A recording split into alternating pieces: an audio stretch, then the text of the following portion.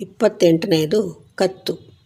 ಕರಾವಿನ ಹಿಂದೆ ಅಲೆಯುವ ನಾವು ಅರಿವಿಲ್ಲದಿಹ ಮಂದಮತಿಗಳು, ಅರಿವೊಡೆಯನೆ ನೀ ನಮ್ಮೊಡನಿರುವುದೇ ಪರಮ ಭಾಗ್ಯವು ನಮಗೆಲ್ಲ.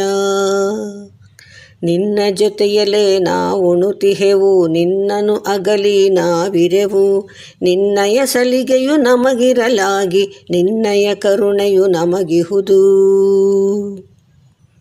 ಕರಾವಿನ ಅಂದರೆ ಹಾಲನ್ನು ಕೊಡುವಂಥ ಹಸುಗಳು. ಅದರ ಹಿಂದೆ ಇವರು ಗೋಪಾಲಕರೆಲ್ಲ ಗೋಪಿಯರು ಕೂಡ ಅದರ ಹಿಂದೆ ಸುತ್ತಮುತ್ತ ಇರಲೇಬೇಕಾಗತ್ತೆ. ಅದರ ಹಿಂದೆ ನಾವು ಅಲಿತಾ ಇದ್ದೀವಿ. ನಮಗೇನು ಬೇರೆ ಬುದ್ಧಿ ಇಲ್ಲ. ನೀನು ಬುದ್ಧಿಯ ಒಡೆಯ, ನೀನು ನಮ್ಮ ಜೊತೆಲಿರೋದೇ ನಮಗೆ ಭಾಗ್ಯ. ನಿನ್ನ ಜೊತೆಲೇ ನಾವು ಊಟ ಮಾಡ್ತಾ ಇದ್ದೀವಿ. ನಿನ್ನ ಬಿಟ್ಟು ನಾವಿರ್ತಾನೇ ಇಲ್ಲ. ನಿನ್ನ ಸಲಿಗೆ ಅಂದರೆ ನೀನು ನಮ್ಮನ್ನು ನಿನ್ನವರಾಗಿ ನೋಡ್ತಾ ಇರೋದ್ರಿಂದ ನಿನ್ನ ಕರುಣೆ ನಮಗೆ ಇದೆ ಅಂತ ನಾವು ಖಂಡಿತ ತಿಳ್ಕೊಳ್ತೀವಿ ಅಂತ ಕೃಷ್ಣನಿಗೆ ಹೇಳ್ತಾ ಇದ್ದಾಳೆ.